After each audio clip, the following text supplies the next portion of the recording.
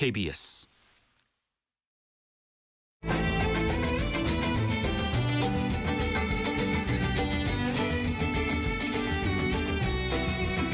오늘을 함께하며 여러분의 내일을 응원합니다. 성공예감 이대호입니다.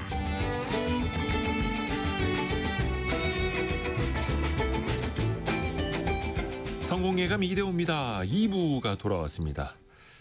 2월 5일 목요일 오전 10시 5분이 됐고요. 2부까지도 기다려주셔서 감사합니다. 오늘 경제상식 퀴즈 내드렸던 것 정답은 스키입니다. 스키. 겨울 대표 스포츠인데 스키를 타는 사람들은 좀 줄고 있다고 하죠.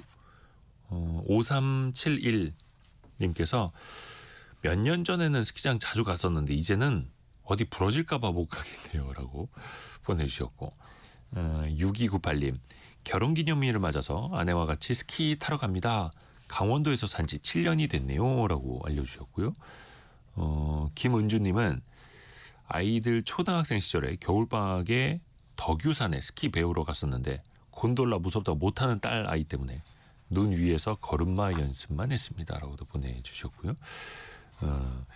사실 이제 스키를 많이 탔던 그 시절 어떻게 보면은 우리나라가 1인당 국민 소득이 더 높아지면서 오히려 스키라는 스포츠를 이제 재미없어 한다는 것도 있더라고. 오히려 힘든 스포츠.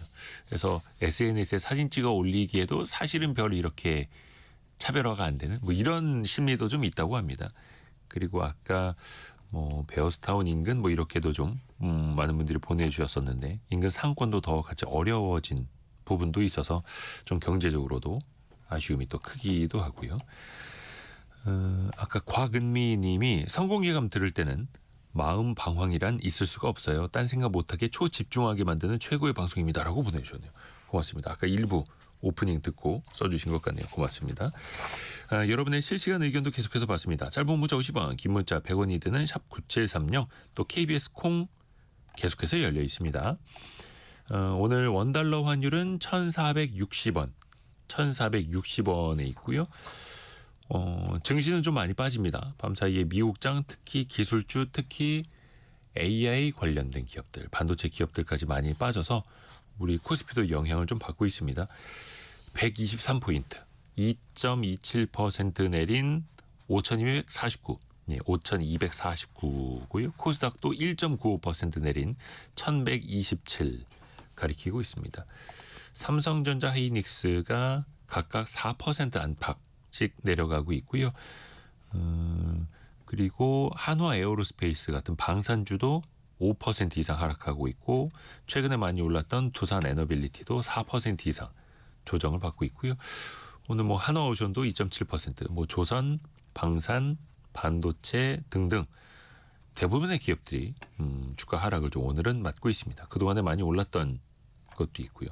코스닥으로 가보면 레인보우 로보틱스가 4.8% 정도 하락, 삼천당제약이 6%대 하락. 최근에 상승폭이 컸던 기업들 중심으로 하락을 좀 하고 있고요. 시총 상위 중에서는 에코프로만 강보합, 코롱티슈즈는 4%대 상승을 보이고 있네요. 자, 세상의 모든 돈 고민을 해결해드리는 돈줄 상담소 시간으로 갑니다. 아시다시피 여러분의 소비, 저축, 투자 관련된 돈과 관련된 사연이라면 뭐든지 다 좋습니다. 특히 여러분의 재정 상황을 꼼꼼히 써주실수록 저희가 채택해드릴 확률이 높아지는데요. 그냥 상담만 해드리느냐? 선물이 많아요. 선물이. 건강기능식품, 또 와사비 세트, 고속 무선 충전 마우스패드. 이거 긴 거죠. 옆으로. 그래서 이름도 깁니다. 고속 무선 충전 마우스패드. 또 백화점 상품권까지 저희가 최근에 추가로 드리기 시작을 했거든요. 그러니까 저희 성공예감 홈페이지 들어오셔서 돈줄 상담소 게시판에 가급적 꼼꼼하게 글을 써주십시오. 오늘도 A4 용지 한 4장 정도가 되죠. 오, 감사합니다. 김경필 머니 트레이너 함께합니다. 안녕하세요. 네, 반갑습니다.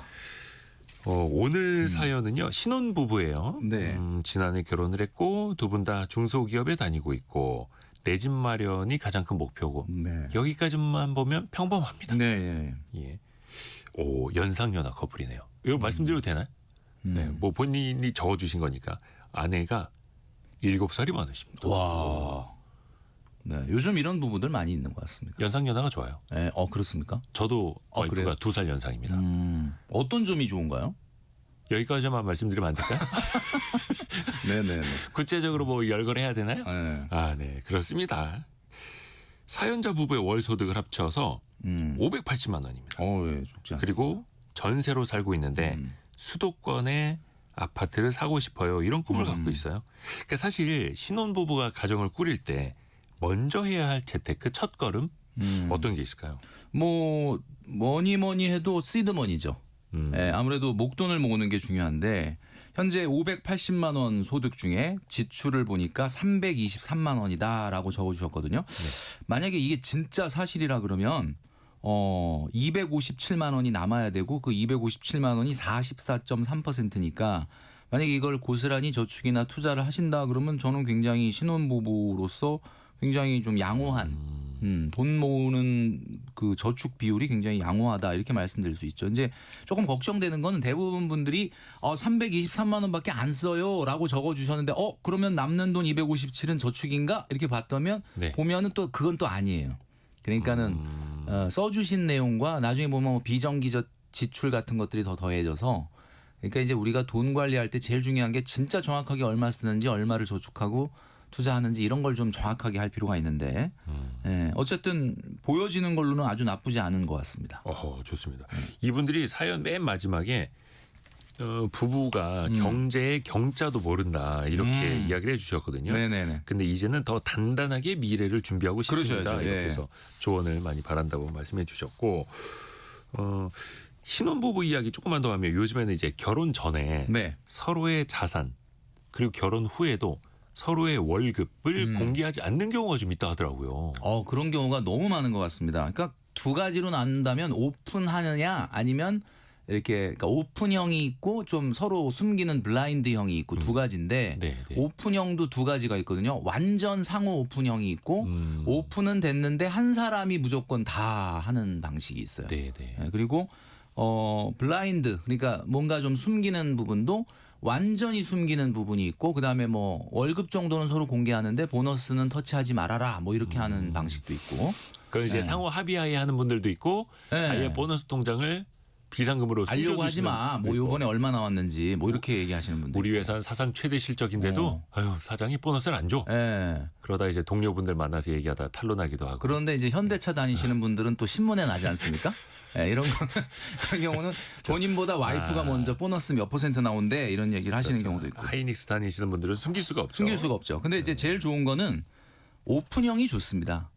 왜냐하면은 두 사람의 재무적인 목표 지금 신혼부부 사연인데 이제 얼마나 앞으로 우리 막 내 집 마련서부터 노후 준비서부터 자녀 교육서부터 뭔가 이런 목표를 가야 되는데 두 사람이 목표를 공유하려면 내가 얼마 벌고 얼마 저축하는지가 오픈이 돼야 되는 거죠. 아까 그 연상연하 커플일 때 김명애님이 제 아들도 7년 연상연하 부부인데 며느라이가 남편을 잘 이해하고 배려해줘서 행복하게 잘 살고 있어요. 예. 이렇게 보내주셨고 이이이님 어차피 욕먹는 거 누나한테 욕먹으면 기분은 덜 나빠서 좋아요. 야 이것도 나 이거 딱히 반박을 못하겠습니다. 그러니까요. 또 이제 신혼생활할 때 사실은 집이 필요하지 않습니까? 그렇죠. 그런데 2024년 국가 통계처랍니다. 그 국가 데이터처죠. 데이터처 통계를 보면요. 집을 사서 신혼생활하는 비율이 40% 정도입니다. 거의 뭐 절반 이상은 맞아요. 전월세로 일단 시작을 한다라는 건데 내 집 마련 계획부터 세우면서 사실은 또 신혼생활을 해야겠죠. 네, 맞습니다.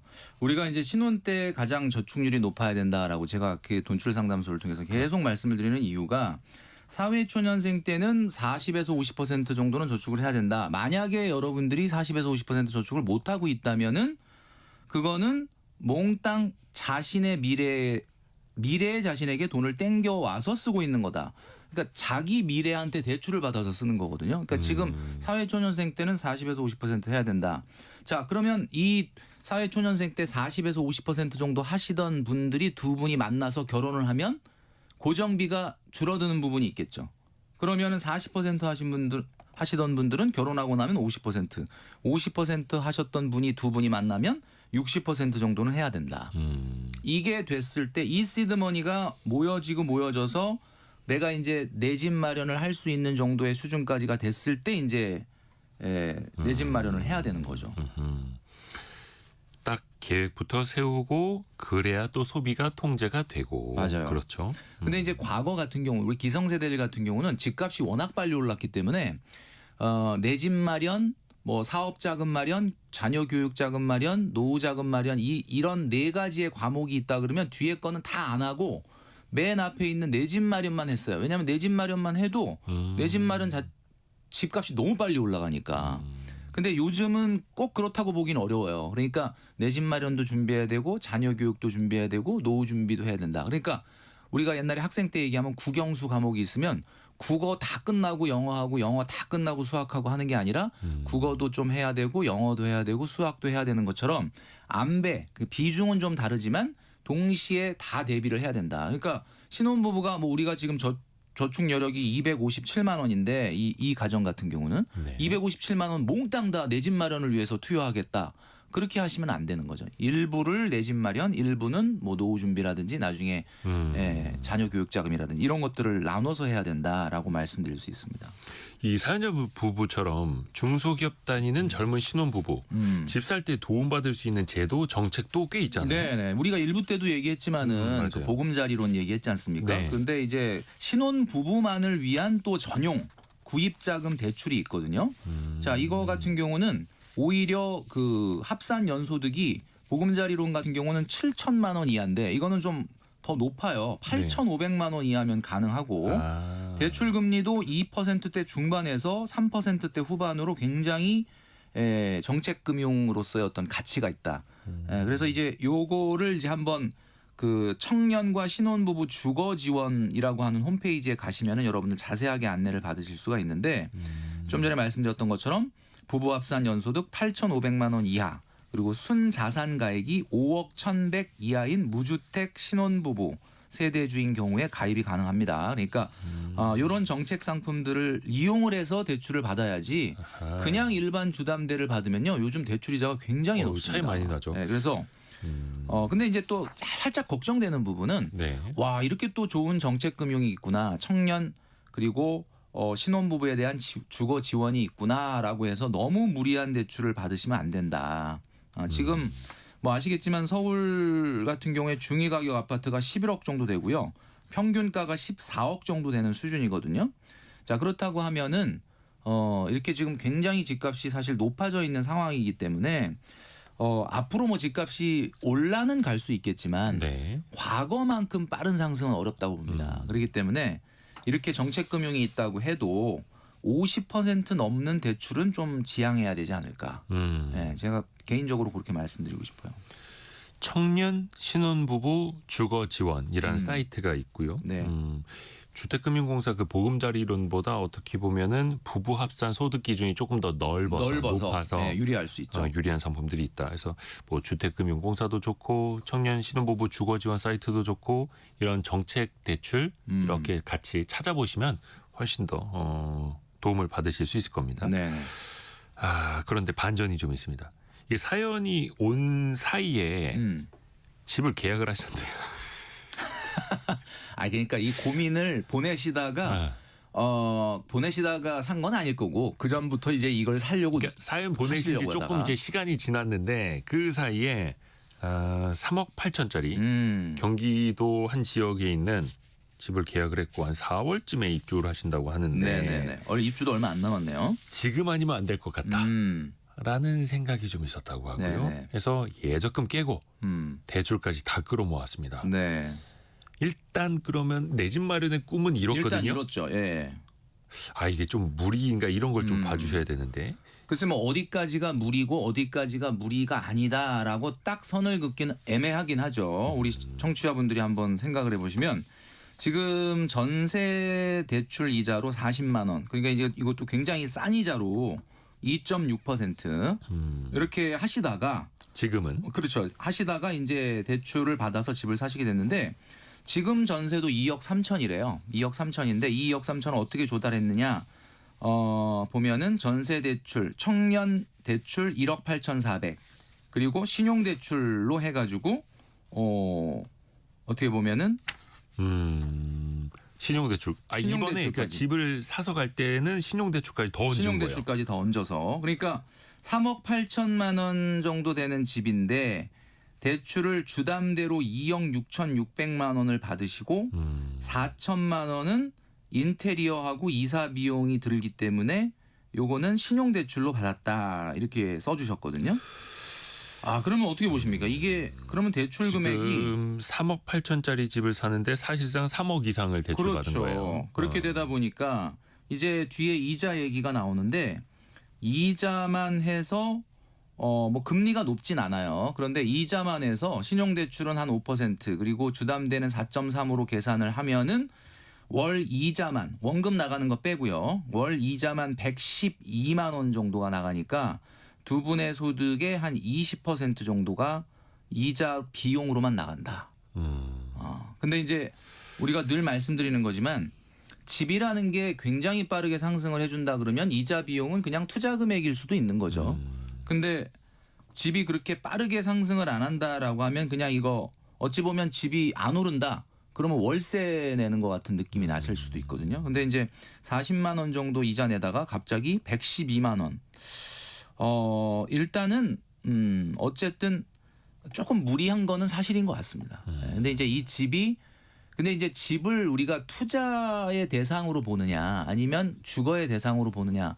나는 주거에 돈을 쓰겠다. 내 행복한 우리 가정이 그렇죠. 그죠? 그런 보금자리. 걸로 생각하고 비용으로 어느 정도 인식을 하신다면 뭐 절대 무리하다 안 된다라고 얘기하기는 어려우나 투자의 차원으로만 보면은 그렇게 사실 아주 적절한 투자는 아니고 약간 무리한 거는 맞아요.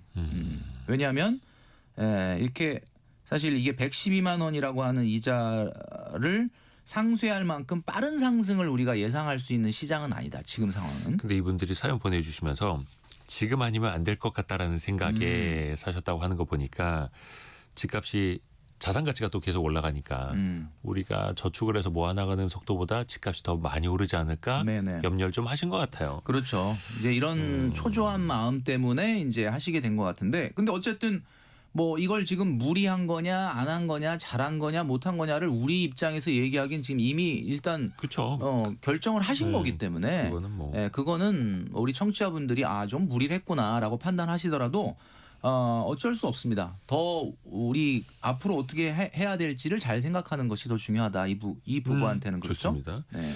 그러면 다른 분들도 좀 참고하실 수 있게 네. 월 소득 대비 대출 뭐 원리금 포함해서라도 몇 퍼센트를 넘어가면 좀 위험하다? 어떻게 봐야 될까요? 원금은 어쨌든 저축 효과가 있는 거 아니겠습니까? 예, 어찌 됐든 저축 효과가 있는 거니까 이자만 놓고 우리가 본다라고 봤을 때 지금 이런 정책 금융 상품이 아니라고 한다면 대출 이자는 주담대 이자율은 상당히 올라가서 4% 후반 이상이거든요. 네. 그럼 우리가 보통 통상적으로 5% 정도의 비용을 내고 그 집을 샀을 때 내 주거로서의 비용 이런 걸 감안하지 않고 오히려 어떻게 보면 투자의 차원으로만 보면 이게 나름대로 계산기를 두드려서 이게 투자를 하기를 잘했구나라가 되려면 최소한 집값이 이자율보다는 훨씬 더 많이 올라야 돼요. 왜냐하면 보유세라든지 이런 유지 비용이 또 있기 때문에 그렇죠. 그렇다면은 뭐 집값은 뭐 시기에 따라서 또 지역에 따라서 다르기 때문에 일률적으로 말씀드리기는 어렵지만 제가 봤을 때는 30-40%가 넘는 대출은 지금 상황에선 조금 무리가 아니겠느냐 이런 생각을 합니다. 좋습니다. 그리고 어찌됐든 간에 뭐 집을 계약을 했으니까 또 대출도 많이 받았으니까 남은 거는 뭐 허리띠 졸라매는 방법 네네. 이건데 소비를 보면요 두 사람이 합쳐서 매달 320만 원 정도를 씁니다. 아까 두 분의 수입을 합치면은 한 580만 원 정도 네네네. 됐었죠. 거기에 320만 원 정도를 쓰는데 일단 이 정도 비율은 유지하면 될까요? 이분들이 대출 안 나가던 이자가 갑자기 나가는데 네. 그럼에도 불구하고 지금처럼 한 55% 60% 정도만 소비를 하고 지낼 수 있다 그러면 정말 성공적이라고 말씀드릴 수 있을 것 같거든요. 왜냐하면 나중에 혹시 자녀가 태어나면 네. 또 생활비 압박이 생길 수가 있어요. 지금 현재 580만 원에서 이제 안 나가던 이자 112만 원이 나가면 이제 112만 원이 나가고 그다음에 원금 85만 원 정도를 또 갚으셔야 되는데 네. 그러면 383만 원이 남습니다. 지금 지출이 320만 원대니까 60만 원 정도 여유가 생기는데 지금 말씀드렸던 것처럼 320만 원의 지출은 55% 정도 됩니다. 그러니까 여기서 진짜로 계절 지출, 그러니까 아마 여기다 못 쓰셨을 수도 있는데 뭐 별도로 명절이나 여행이나 이벤트에 대한 비용이 다 포함돼서 320만 원으로 지금 다 쓰고 있는 거라고 하면은 이분들은 굉장히 성공적이다. 그러니까 이 정도 수준만 유지한다라고 봤을 때는 저는 이제 원금을 서서히 갚아 나가면서 이분들이 미래를 준비하는 데는 큰 문제가 없다. 다만 갑자기 320만 원 정도를 쓰다가 이제 대출 이자가 320 안에 들어오고 안 되겠는데 우리는 돈을 더 써야 되겠는데 하고 만약에 소비가 더 늘어나서 그렇죠. 400만 원이 넘어가고 이렇게 되면은 그냥 딱 이자하고 원금 85만 원 내는 것만 빼고는 아무것도 못 하게 되는, 꼼짝달싹을 못 하게 되는 상황이 숨쉴 틈이 되거든요. 없는. 예, 그렇게 되면은 글쎄요, 뭐 집값이 뭐 미래에 어쨌든 어느 정도는 올라가 주긴 하겠지만 그렇게 만만하지는 않을 수 있다. 미래 준비하는 데는. 근데 이분들이 뭐 낭비를 하느냐 그것도 아니에요. 그 이제 세부적으로 좀 들여다봐야 되는데 식비 한 달에 4-50만 원. 네. 저 이거 보고 깜짝 놀랐는데. 부부 맞벌이인데.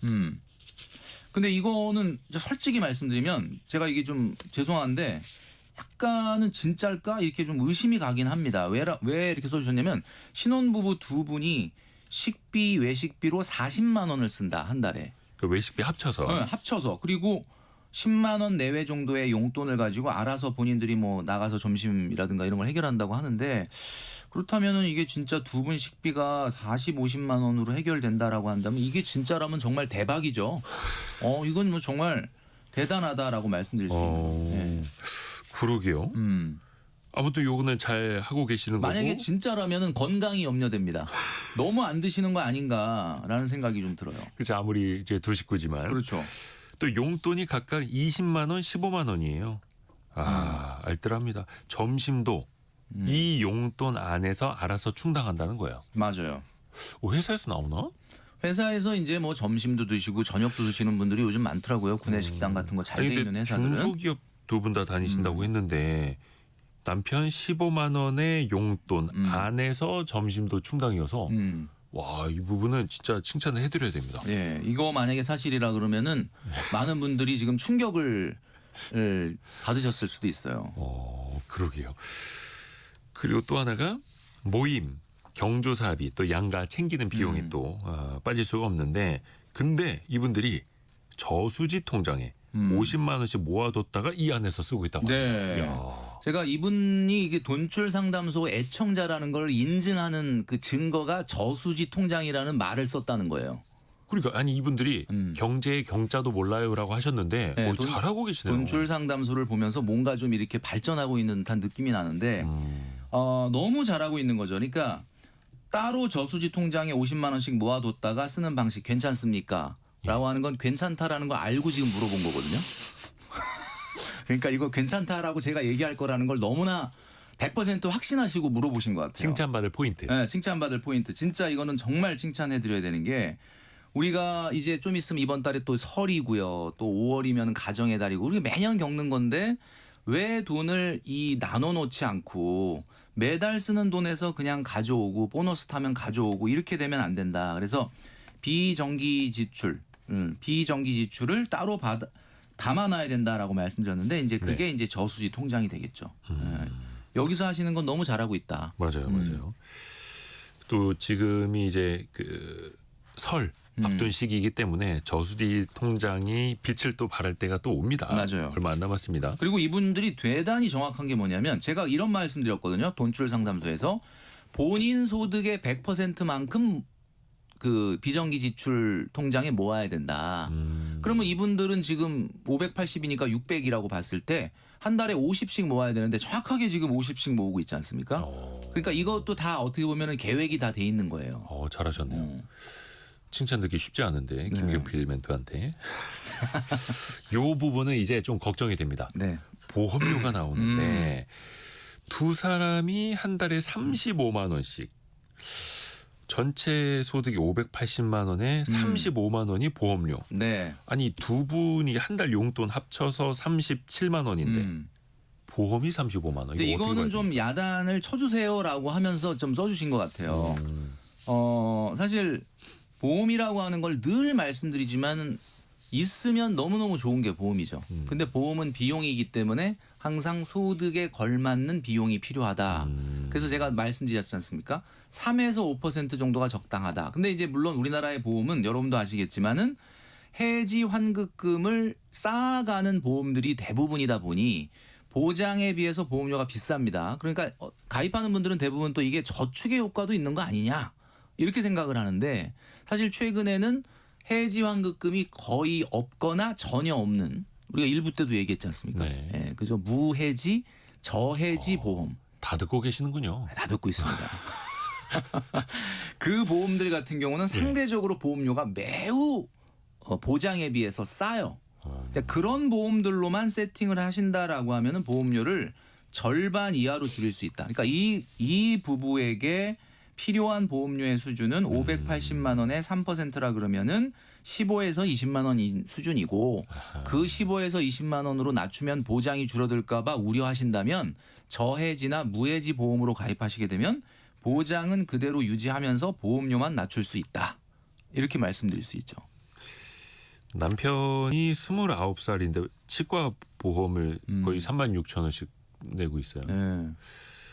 20대인데 뭐 그렇게 뭐 이제 곧 30이시긴 하지만 치과 보험 그리고 또 아내분은 실비 보험, 그러니까 실손보험이 91,000원대. 네, 이게 뭐 다른 보장들이 많이 붙어 있기 때문에 그렇겠죠. 종합보험 형식으로 되어 있을 거고 보험이라고 하는 거는 이제 제가 늘 말씀드린 거지만 소득에 걸맞는 정도의 보험료를 세팅하고 그 안에서 어떻게 하면은 그 경제활동하는 사람의 그 경제력을 보호하는 거다 보니까 두 분이 이렇게 둘 다 경제활동을 하고 있는 신혼부부다라고 하면 우리 2인 가구 이 가정에는 사실 보험이 그렇게 엄청나게 필요한 스타일은 아니죠. 왜냐하면 가장 보험이 많이 필요한 가정은 어떤 가정이냐? 아직 자산은 없는데 한 사람이 돈을 벌고 자녀들이 있고 이런 경우는 그 가장이 경제력을 일시적으로 상실하거나 영구적으로 상실했을 때 이 경제적 충격이 크기 때문에 그런 가정 같은 경우는 보험이 많이 필요한데 이렇게 소득원이 나눠져 있고 아직 20, 30대고 자녀가 없고 그렇다면은 보험료는 3%로 충분하다. 제가 이렇게 꼭 말씀을 드리고 있는 거죠. 근데 지금은 좀 많이 높아요.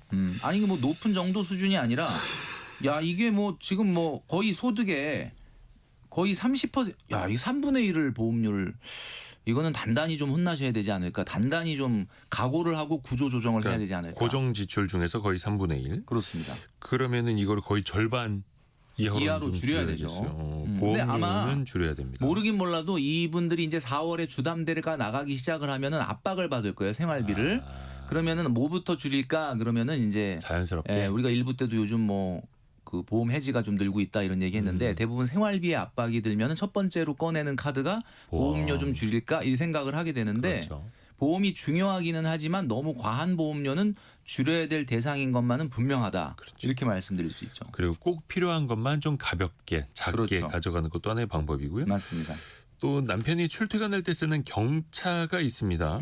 근데 이제 할부금은 남아있질 않다고 하고 주유비가 한 달에 15만 원 정도 네네네. 든다고 해요. 요건 어떻게 경차인데 건드려야 될까요? 이분 같은 경우는 약간 보니까 질문이 단짠으로 들어오는 것 같아요.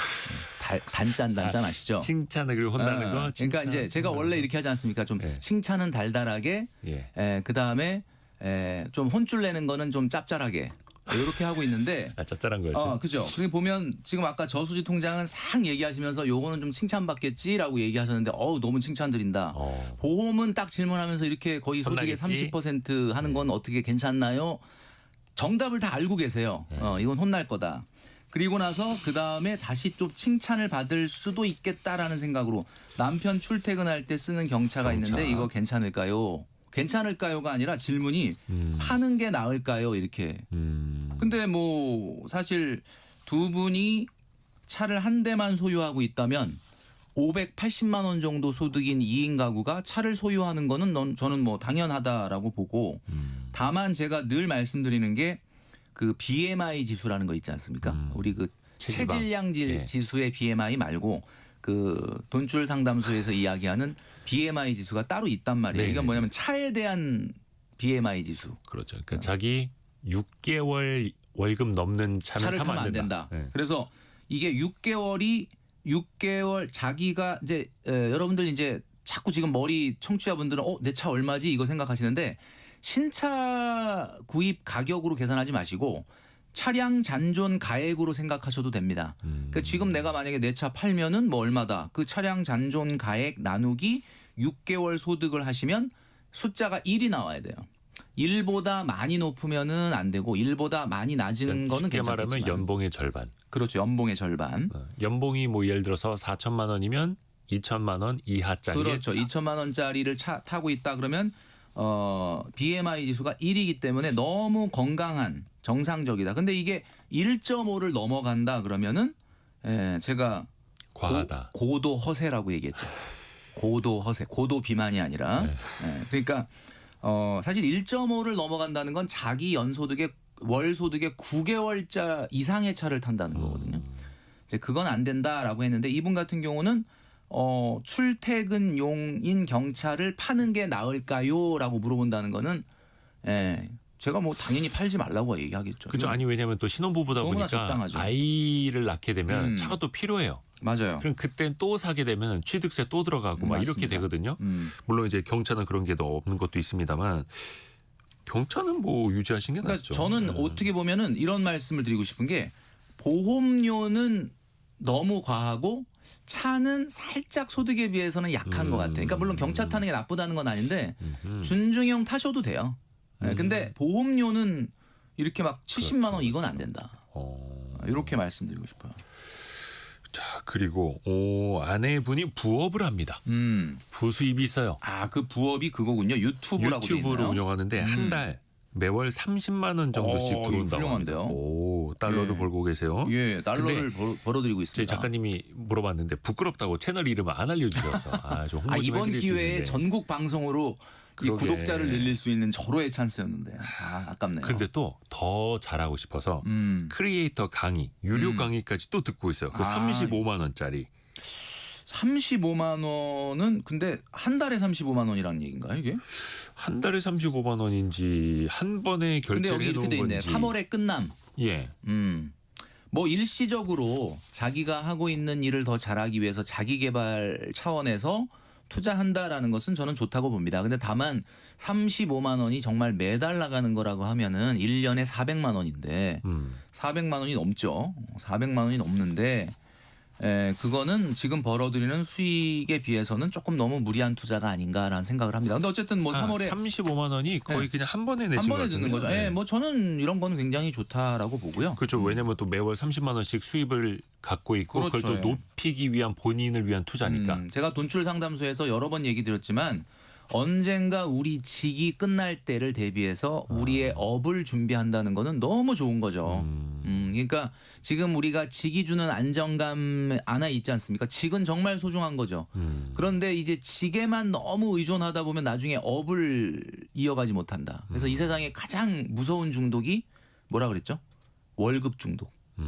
이 월급 중독에서 벗어나기 위해서 내 미래의 업을 준비하는 것이 대단히 중요한데 이분 같은 경우는 이 30대인데도 벌써 이런 다양한 또 다른 소득원, 업을. 그렇죠. 업을 준비한다. 이런 면에서는 박수를 쳐드리고 싶어요. 너무 훌륭하다. 잘하고 계십니다. 잘하고 계십니다.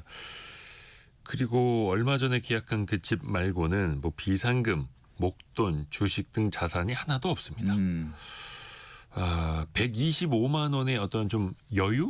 룸이 조금 있기는 한데 네네. 사실 이제 4월부터 원리금 내는 거 생각해 보면 사실 이것도 오래 가는 그런 여유 자금은 아니에요. 아마 이분들이 지금의 생활 수준을 그대로 유지한다라고 하면은 어떻게 보면은 여유는 100만 원이 채 안 됩니다. 근데 진짜 112만 원 이자를 내고 원금 85만 원 강제로 상환하는 거 말고 조금 더 관리를 지금처럼 잘 하신다 그러면 125까지는 아니지만 그래도 어느 정도는 저축과 투자를 할 수 있는 잉여 소득이 있거든요. 네. 이제 그런 것들을 지금 질문하실 땐 대출금을 먼저 빨리 갚는 게 나을까요? 아니면 투자를 하는 게 나을까요? 이렇게 물어보셨어요. 소득이 올라가면서 우리 청취자 여러분들도 많이 생각을 하시겠지만은 소득이 올라가면 저축률이 떨어집니다. 이거 한번 잘 생각해 보세요. 소득이 올라가면 저축률이 올라가든가요?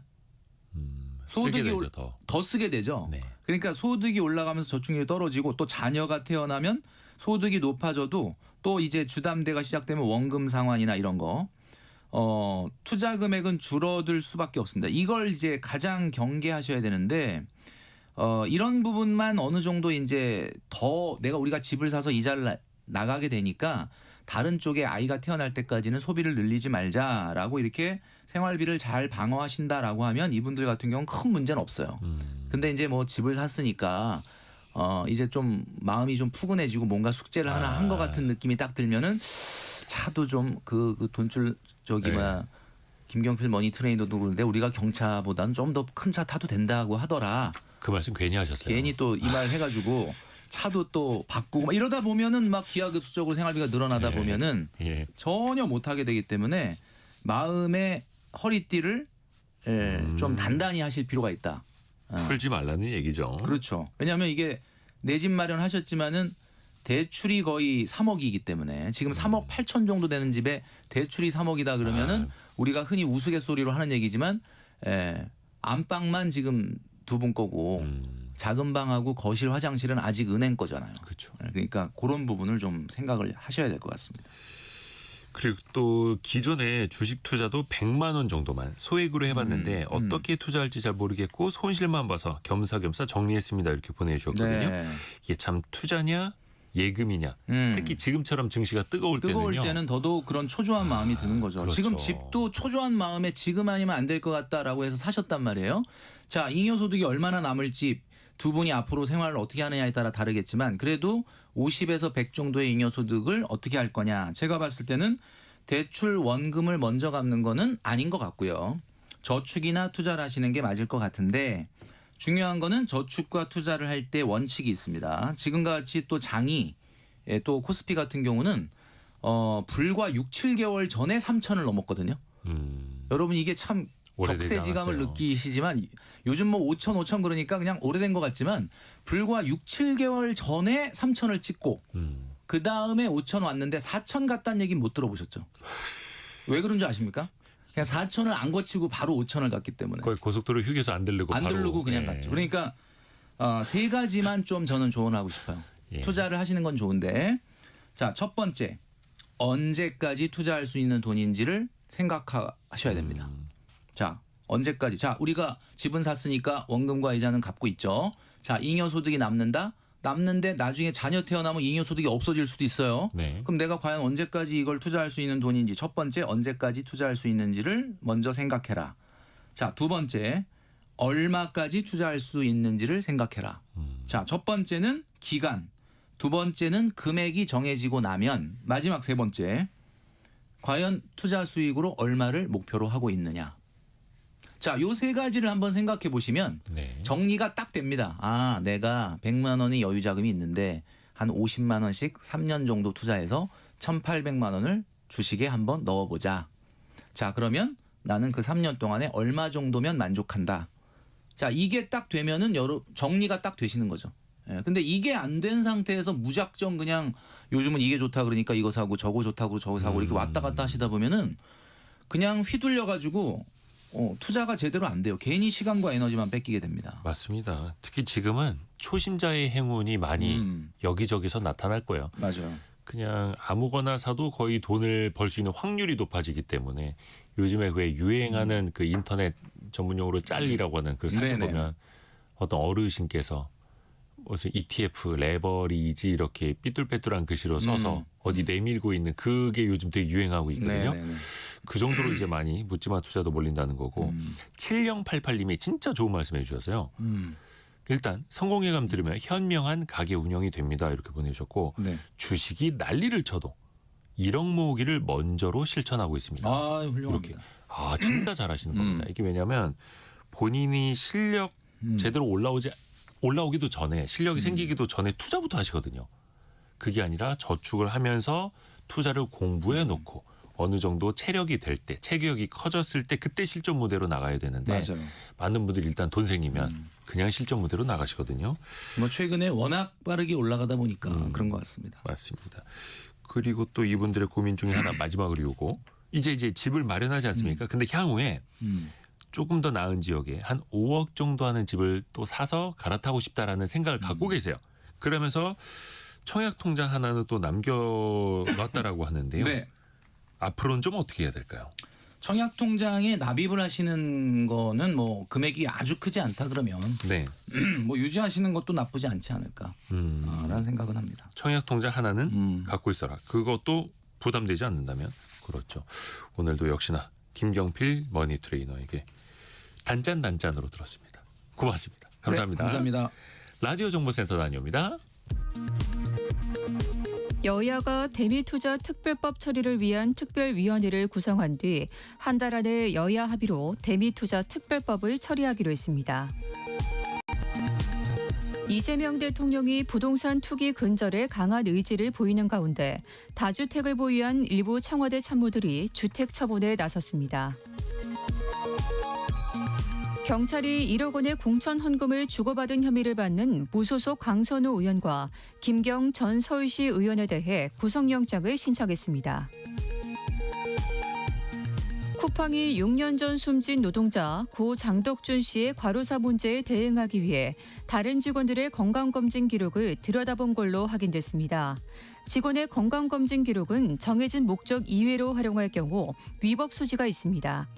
지금까지 라디오 정보센터 뉴스 정원나였습니다. 우리 청취자 여러분의 질문이 콘텐츠가 되는 시간이죠. 애프터 서비스 코너. 유혜진 리포터 안녕하세요. 네, 안녕하세요. 어떤 질문이 들어와 있나요? 네, 황보종님. 외국인도 국내에서 아파트를 사면 세제 혜택을 주나요? 하고 문의 주셨습니다. 안분도 세무사의 설명 들어보시죠. 대표적인 세제 혜택이 지방세 특례 제한법에 따른 생애 최초 취득세 감면인데요. 해당 감면은 외국인에게는 적용되지 않습니다. 2024년 관련해서 행정안전부가 유권 해석을 내놓은 바가 있습니다. 만약 대한민국 국민인 본인과 외국인인 배우자가 공동으로 주택을 취득한다면 외국인 배우자의 지분에 대해서는 취득세 감면이 적용되지 않고 본인의 지분에 대해서만 감면이 적용됩니다. 외국인이 귀화해서 대한민국 국적을 취득한 경우에 대해서는 귀화한 외국인을 감면 대상자에서 제외한다는 규정을 두고 있지 않습니다. 따라서 귀화하여 대한민국 국적을 취득했다면 생애 최초 취득세 감면이 가능할 것으로 보입니다.